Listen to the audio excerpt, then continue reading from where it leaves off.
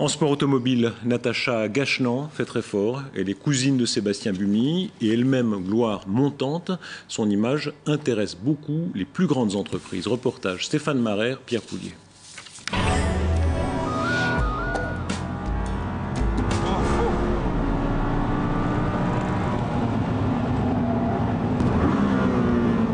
Cette fille va vite, très vite.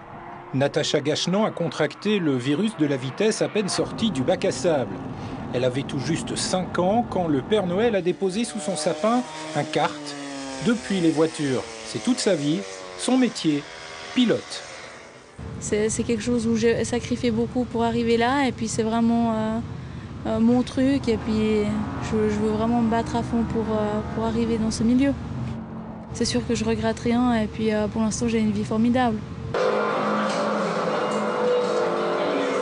En 2009, Natacha Gachnan est la seule femme pilote en Formule 2, l'antichambre de la Formule 1. Un profil qui a séduit un géant américain de l'informatique, la Vaudoise est ainsi le visage européen du nouveau jeu de course de la marque, lancé en octobre prochain.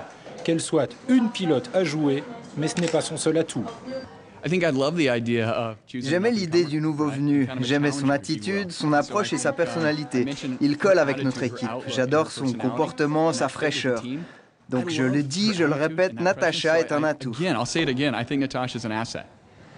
Natacha Gachnan, c'est aussi l'autre exemple de la success story d'une famille. Son grand-père Georges était pilote et elle est très liée à son cousin Sébastien Bumy.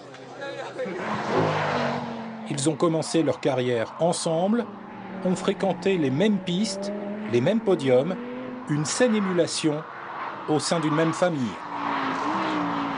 Dès qu'on a commencé le kart, c'était ensemble directement, donc on a toujours roulé l'un contre l'autre, puis je pense que ça a été un des points forts qu'on a eu parce qu'on a pu vraiment s'améliorer. Je sais pas ce que tu en penses, mais... Je pense que c'était vraiment le point positif qu'on a eu, de pouvoir s'aider à ce niveau-là. C'était une grande chose qu'on a eu de pouvoir rouler toujours ensemble. Moi je disais, je voulais pas me faire battre par une fille, puis comme elle a une année de plus, elle voulait pas se faire battre par un plus petit à l'époque, quand on avait 7-8 ans, 10 ans, donc c'était assez rigolo. Aujourd'hui, leurs chemins se sont séparés, mais ils pourraient se recroiser un jour.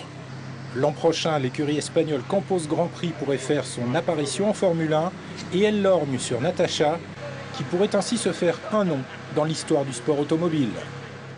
La Formule 1, ça reste mon rêve et j'essaie toujours de me battre pour ça.